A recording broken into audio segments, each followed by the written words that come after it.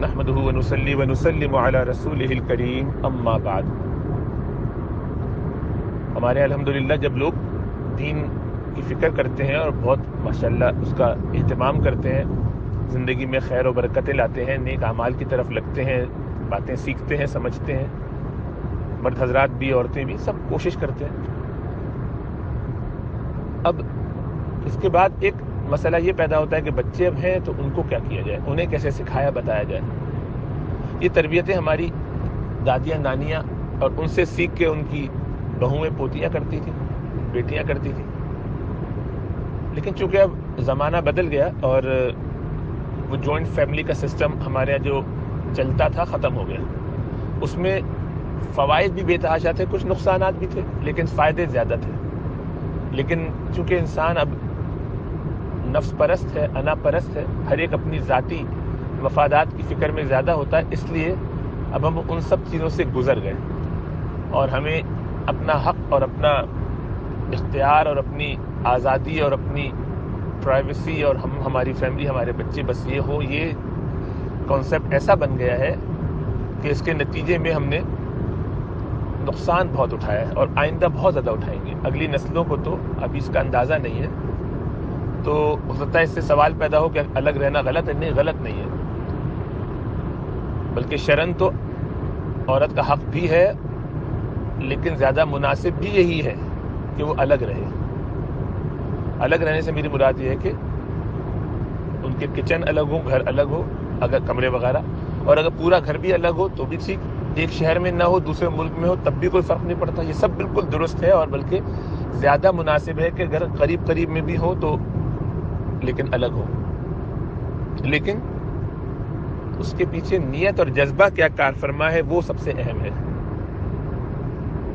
چونکہ اب یہاں الگ ہونے کی وجہ اپنا ذاتی حق اختیار کرنا، استعمال کرنا، اپنی فیملی، خود غرضی، ذات، میری ذات کے علاوہ کچھ نہ ہو، یہ فکر ہے. چونکہ اس لیے اس جذبے سے تو آپ ساتھ رہیں تب بھی نقصان ہی اٹھائیں گے اور الگ رہیں تب بھی نقصان اٹھائیں گے. خیر، یہ تو تفصیلی بات کسی اور وقت کرنے کی ہے. وہ بڑی بڑی حکمتیں جو ہم اپنے بزرگوں سے سیکھ لیا کرتے تھے، ساس صاحبہ کی وجہ سے، ساس کے ملنے والے بوڑھے بوڑھے کبھی آتے تھے تو ان سے متعلقین، ان کے ساتھ باتیں سن کر کچھ اچھے تذکرہ کر کے وہ کبھی جھڑک دیں، کسی بات پہ کہہ دیں فلاں کام نہیں، ویسے بیٹا ایسے کرنا ہے، یا ویسے ہی کہہ دیں، بھلے وہ غصہ بھی کریں، سب کچھ برداشت کرتے تھے لوگ.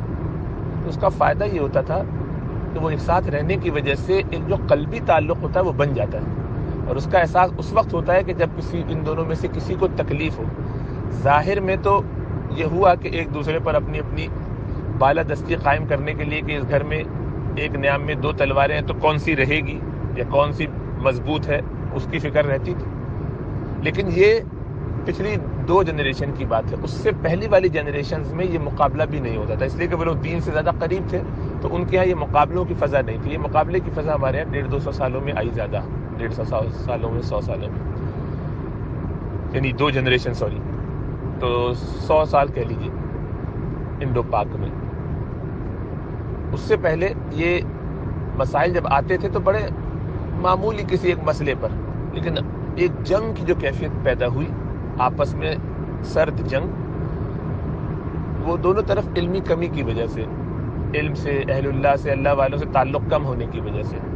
تب اس میں کسی کی اپنی فطرت اچھی ہے تو گھر چل گیا اچھا، اور جہاں ایسا نہیں ہے وہاں خوب بھگتا جا رہا ہے. جس کا پلہ بھاری ہو گیا اس نے سنبھال لیا اسٹیج اور دوسرے کو اس نے لتاڑ دیا، پیچھے کر دیا. جس کو موقع ملا اس نے دبا دیا. شوہر اگر ماں کے قبضے میں ہے یا اس کی انگلیوں پہ ناچ رہا ہے تو بیوی بھگت رہی ہے، اور بیوی کا غلام ہے تو ماں بھگت رہی ہے. لیکن گھر میں جنگ ہے مستقل. اور یہ ایسے ہی ہے کہ 2 بلیاں ایک چوہے کو پکڑ لیں اور اس کے اوپر ان کا آپس میں غصہ نکالیں کہ نہیں یہ میرا شکار ہے، تو پہلے یہ پنجہ مار کے اپنی طرف کھینچ لے، اور دوسری طرف دوسری والی کا وقت پڑے تو وہ کھینچ لے. اور یہ احمق جس کو شوہر کہتے ہیں، اس کو چونکہ دین کا علم بھی نہیں ہے، کم ہے، شعور بھی نہیں ہے، وہ دونوں طرف سے پنجے کھا کھا کے خونم خون ہو رہا ہے. یہ مظلوم نہیں ہے، یہ احمق ہے، اور اس کی یہی سزا ہے، ہونی چاہیے یہی سزا، اور بالکل درست ہے. وجہ اس کی یہ ہے کہ اس نے اپنا دینی فریضہ انجام نہیں دیا. اس سے جو تقاضا تھا اس نے وہ سب چھوڑ کے اپنے پنجے اپنے پر سب نچوا کے اپنے آپ کو صرف کولو کا بیل بنانے پر اکتفا کیا. اس کا کام تھا دین کا علم حاصل کر کے یا دنیاوی محنت کر کے کچھ بنیادی ذمہ داریاں پوری کرتا، معاش کو اس حد تک رکھتا کہ جس سے گھر چل جائے، گزارا ہو جائے. اس نے اپنی اڑان رکھی کہ مجھے دنیا تو بنانی ہے اتنی جتنی قارون کے پاس تھی، حد سے زیادہ. اس کی کوئی لمٹ نہیں ہونی چاہیے، ترقی ہر سال ہونی چاہیے، بونس ہر سال چیک کرنا چاہیے، تنخواہ کہاں تک پہنچی، تجارت میں کیا نفع ہو رہا ہے. صبح شام انہی باتوں میں، انہی ڈسکشن میں رہوں گا. میں تعلیم بھی اسی لیے حاصل کروں گا، مال بھی بس کمانے کی مجھے حوث فکر رہے گی. اور دین کا نہ مجھے کوئی زیادہ خیال ہے، نہ مجھے کوئی فکر ہے. کچھ سیکھ بھی لیا، نمازیں پڑھ لی، گزارا کر لیا، کافی ہے. باقی 2 نمبری کام کر کے میں دنیا اپنی سنبھالتا رہوں گا اور چلاتا رہوں گا. ظاہری بات ہے اس کے نتیجے میں دین کا خادم تو نہیں رہا. ہر آدمی کو عالم بننا ضروری نہیں ہے، لیکن ہر آدمی کو دین کا دفاع کرنا ضروری ہے، جس درجے میں ہو. ہر مرد کے لیے ضروری ہے کہ وہ جس دائرے میں ہے وہاں دین کی کچھ نہ کچھ خدمت کرے، اپنے عمل سے کرے، اپنی باتوں سے کرے، اپنے اخلاق سے کرے، کسی عالم کی مدد کر کے کرے. لیکن یہ سب کام چھوڑ چھاڑ کے بیٹھ گیا اپنے چھوٹے سے کنبے میں، اپنے حجرے میں. تو اس کا انجام یہی ہونا چاہیے تھا، اور بالکل درست ہوا، جب تک کہ ان کو ہوش نہ آ جائے.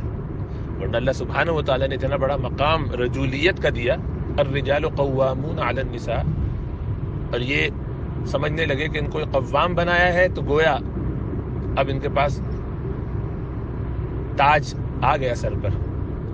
لیکن ہے یہ بالکل ہولو. تو وہ تاج پہن لیں تو کیا فرق پڑتا ہے؟ گدھے کو بھی پہنا دے تاج تو اس سے وہ کوئی عقل مند تھوڑی ہو جاتا ہے. تو ظاہری بات ہے استثناءات ہر جگہ ہوتے ہیں، ان کی میں بات نہیں کر رہا، میں عمومی بات کر رہا ہوں. اس کا نقصان یہ ہوا کہ دینی کام ہم نے جیسے کرنا چاہیے تھا اپنے اپنے دائرے میں رہ کر، ہماری ذمہ داری کیا تھی، ہمیں دنیا میں بھیجا کیوں گیا، اس مقصد کو ہی بھلا دیا. ہم اپنے اپنے دائرے میں جو ذمہ داری سونپے گئے تھے اس سے ہم بالکل نابلد ہیں.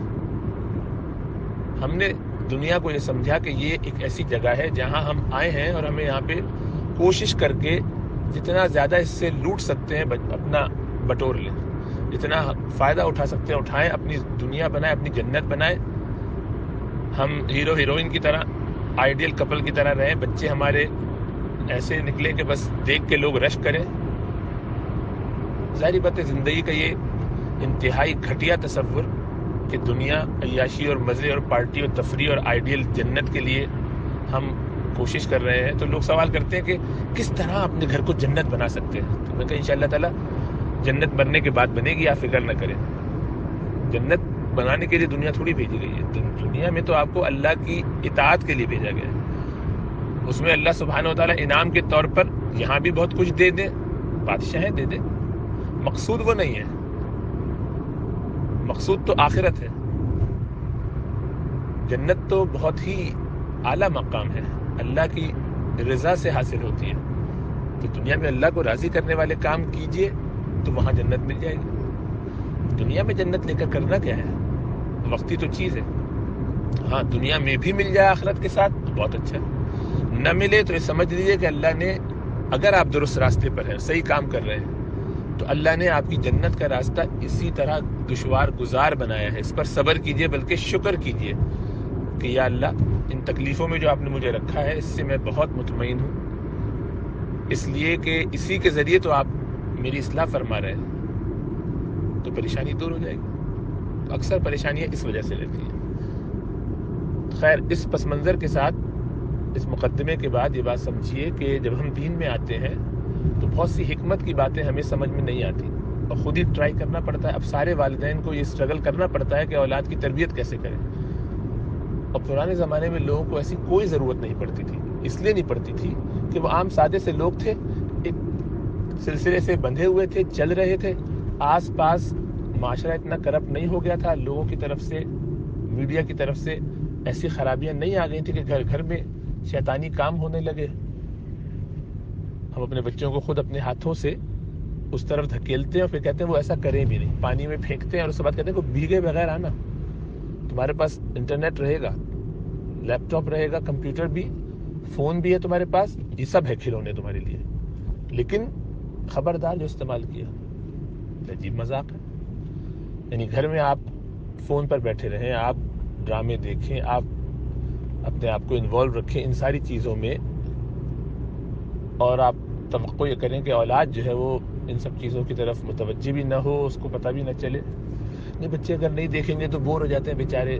وہ 2 سال کی بچی کو بھی اٹھا کے کھانا کھلانا ہو تو اس کو پہلے تو اس کی ایک چیئر کے اندر باندھ دیتے ہیں, ایسے بٹھا دیتے ہیں تاکہ وہ ذرا ہلے جلے نہیں, بھاگ نہ سکے. اور اب وہ نہیں کھا رہی تو کارٹون دکھا دکھا کے اس کو کھلا رہے ہیں. تو کھلائیے, اس سے ظاہری بات ہے اس میں جوتے ہی مارنے ہیں آپ کو بڑے ہو کے, اور کیا کرنا ہے.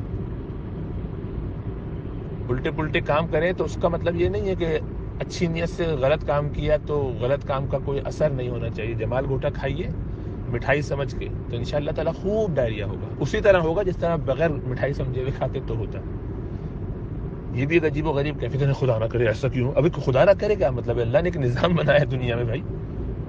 گاڑی کے نیچے سر رکھیں گے اور گاڑی اوپر چل جائے گی تو کہیں گے دیکھا اللہ نے چاہا تھا اسی لیے مر گیا, ورنہ اللہ چاہے تو ہو سکتا ہے میں نہ مروں. اللہ چاہے تو سب کچھ ہو سکتا ہے. تو اللہ کو بتائیں مت کہ اللہ کو کیا کرنا ہے. آپ کو کیا کرنا چاہیے تھا, آپ نے وہ کیا کہ نہیں؟ جب آپ نے وہ کام جو آپ کو کرنا چاہیے تھا نہیں کیا تو یہ کیسے ہو سکتا ہے کہ آپ دوسروں سے تقاضے کریں یا اللہ سے کہیں کہ اللہ اب مدد فرما دیں؟ آپ کو اس وقت درست کام کرنا چاہیے تھا. یہ جزاء الاعمال جو ہے, اعمال کرنے کی جزا اچھی یا بری, جو ہے جیسے کام کیے ویسے, وہ لازمی ملتی ہے. وہ دنیا کا ایک نظام ہے جو بندھا ہوا ہے, اور وہ بھی ہماری فکر کرتے ہوئے, ہمارے اوپر شفقت کرتے ہوئے اللہ سب کر دیتے ہیں تاکہ دنیا ہی میں وہ معاملات درست ہو جائیں. بہرحال یہ باتیں بہت اہم ہیں سمجھنے کے لیے حکمت کے ساتھ. ان میں بہت تفصیلات ہیں, لیکن چونکہ بات لمبی ہو جاتی ہے تو مشکل ہوتا ہے کہ پتہ نہیں کتنے لوگوں کو سمجھ میں آ پائے اور پورا کانٹیکس رہے ذہن میں کہ نہیں. لیکن اپنے آپ کو اس بات سے یکسو کر لیجئے کہ دین کے مطابق چلنا ہے, شریعت کے مطابق چلنا ہے. تو جیسا عرض کیا تھا ابتدا میں کہ الگ الگ رہنا کوئی مذائقہ نہیں ہے, لیکن اس کی وجہ یہ نہیں ہونی چاہیے کہ ہمارے دلوں میں دوری ہے, ہم اپنے بچوں کو ان کی دادا دادی سے ان سے دور کریں کیونکہ وہ لوگ بہت ہی زہریلے لوگ ہیں اور خراب لوگ ہیں اور گندے لوگ ہیں, ان سے نہیں ملنا چاہیے. اور وہی کام میرا بھائی کرے اگر اور بھابھی کرے تو کس قدر بری عورت ہے, تو دیکھو اپنی دادا دادی سے نہیں ملنے دیتی. سبحان اللہ. کرتے رہیے ایسے 2 نمبریاں, انشاءاللہ تعالیٰ دنیا میں بھی بھگتیں گے اور آخرت میں نہیں بھگتیں گے انشاءاللہ. کیونکہ آخرت میں تو بھگتنا, اللہ سبحانہ و تعالیٰ ہم سے محبت کرتے ہیں تو وہاں چاہتے نہیں کہ ہم بھگتیں, تو وہاں کی پاکی صفائی کے لیے یہاں بھگتوا دیتے ہیں. تو یہاں جو بھگتیں گے اس کا فائدہ یہ ہوگا کہ صاف پاک ہو جائیں گے, لیکن بھگتیں گے, بھگتنا پڑے گا, تکلیف تو جھیلنی پڑے گی. یہ تو ممکن ہی نہیں ہے کہ آپ کوئی گڑبڑ کریں اور بعد میں آپ سمجھیں کہ اس کا کوئی جزا, اس کا کوئی مکافات عمل, کوئی ایسا مظاہرہ بعد میں نہیں ہوگا. آپ کہیں گے سب چپکے سے میں گزر گیا. نا, سونر اور لیٹر گڑبڑیں جتنی کریں گے یہ ممکن نہیں. ہاں 2 آپشن ہو سکتے ہیں, یا تو آپ گڑبڑ کرنے کے بعد ساری بدماشیاں اور حرکتیں الٹی پلٹی کرنے کے باوجود عافیت کے ساتھ گزر گئے دنیا سے, لگا ایسا کہ عافیت سے گزر گئے, اس کا مطلب ہے کہ پھر ساری یہ پٹائی وہاں ہوگی. تو اس لیے جن کی یہاں ہو رہی ہے رنگائی اور جن کو یہاں پریشانی میں ڈالا جا رہا ہے, یہ زیادہ بہتر ہے. کم از کم دنیا کی صفائی, دنیا میں پاک صاف ہو کر پہنچ رہے ہیں آخرت میں.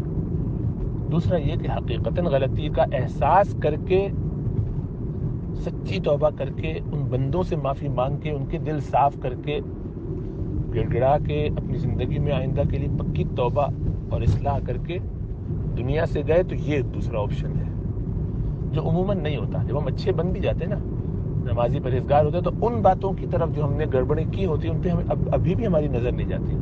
ہمیں ابھی بھی یہ خیال نہیں آتا کہ ہم نے کوئی غلطی کی. اس لیے جب میں سوال کرتا ہوں کبھی کبھی انڈیویجولی لوگوں سے, تو لوگوں کو سب سے مشکل کام یہ لگتا ہے کہ وہ اپنے گناہ, اپنی غلطیاں, اپنی کوتاہیاں بتا سکیں. تو ان سے پوچھا جائے کہ بھائی گڑبڑیں کیا ہیں, تو ایک ظاہری گناہ جو ان کو نظر آتا ہے اس کا تذکرہ کر دیتے ہیں. انہیں اس لیے سمجھ میں نہیں آتا کہ وہ کس قدر خوش فہمی کا شکار ہے. انہیں معلوم ہی نہیں, اس لیے کہ وہ اپنے نفس کو دیکھ ہی نہیں سکتے, دیکھنا بھی نہیں چاہتے کہ ان کے اندر کوتاہیاں کہاں ہیں. تو جو گناہ وہ بتاتے ہیں, تو میں کہتا ہوں کہ یہ تو ایسا گناہ نہیں ہے کہ جس سے آپ کی روحانیت پہ زیادہ فرق پڑے. کچھ نہ کچھ فرق پڑے گا, لیکن اللہ ایسے گناہوں سے جو صغیرہ ہو دور نہیں ہو جاتے.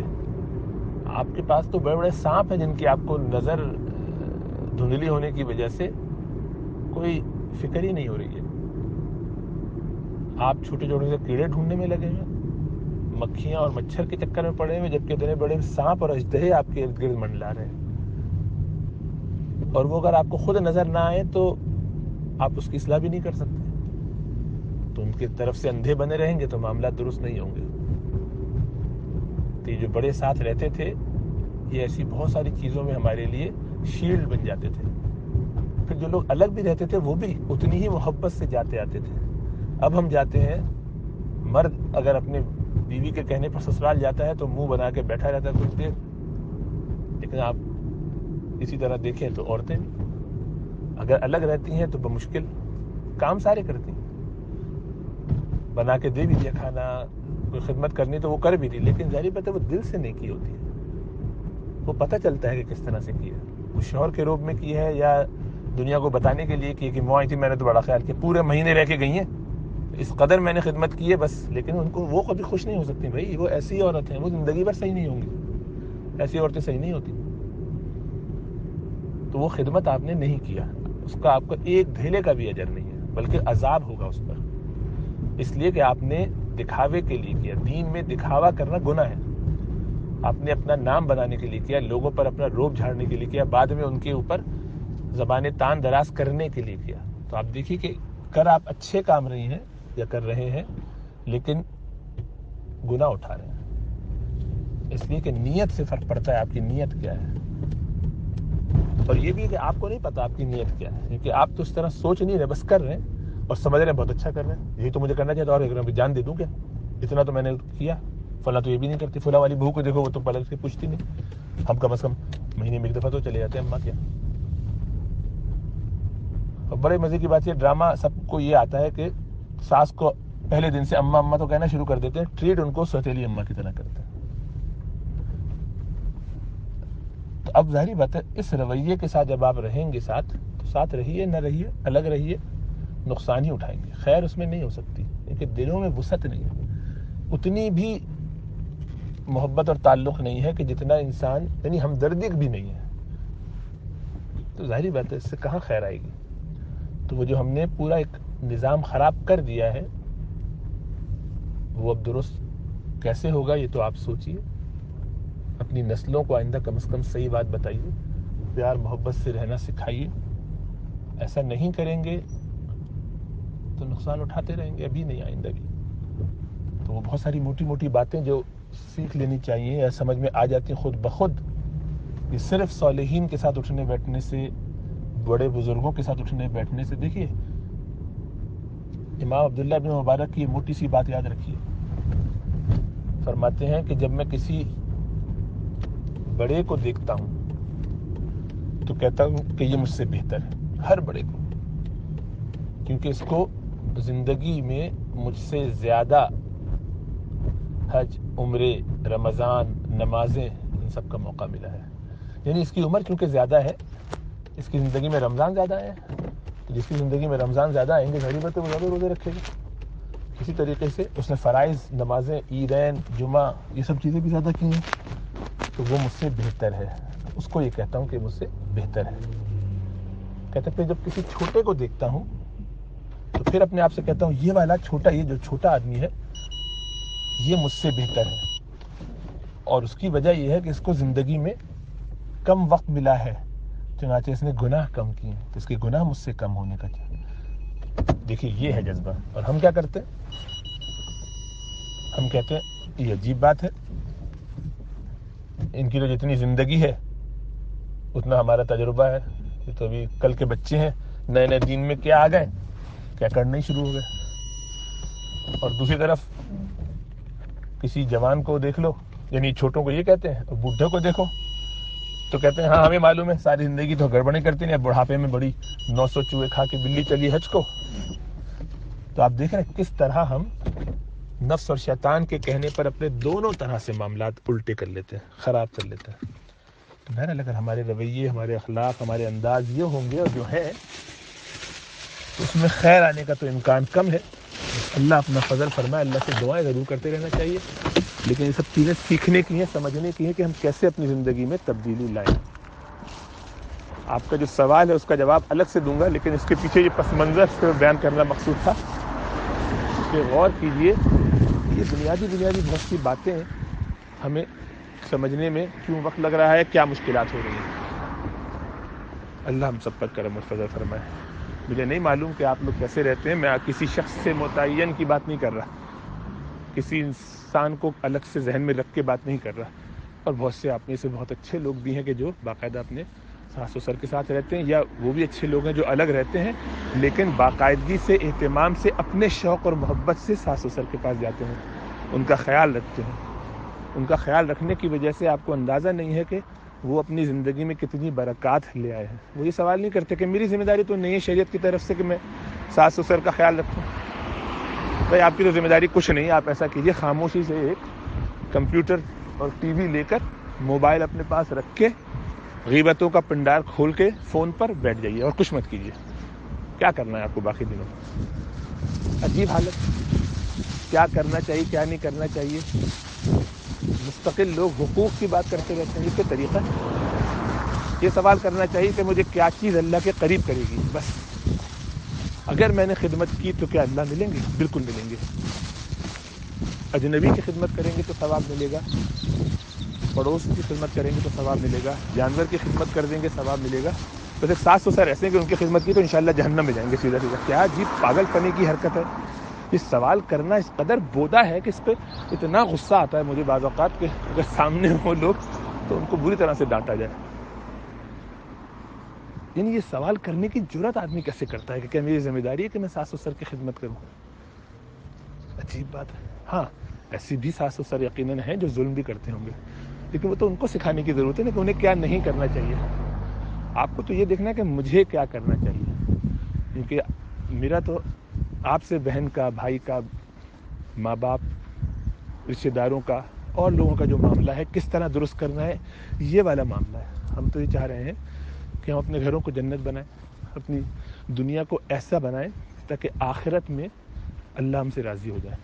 تو یہ جنت کا نمونہ جب بنتی ہے دنیا، وہ صرف اسی صورت میں جب ہم اللہ کی رضا کے ساتھ چلیں، اللہ کو راضی کرنے والے بن جائیں. جب تک ایسا نہیں کریں گے معاملات درست نہیں ہوں گے.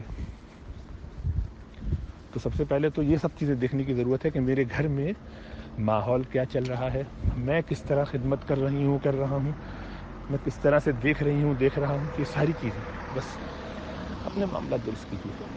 اس کی فکر میں نہ پڑے کہ دوسرا کیا کر رہا ہے، کیسے کر رہا ہے. اللہ ہمیں سمجھ اور شعور عطا فرمائے. اللہ کرم فرمائے.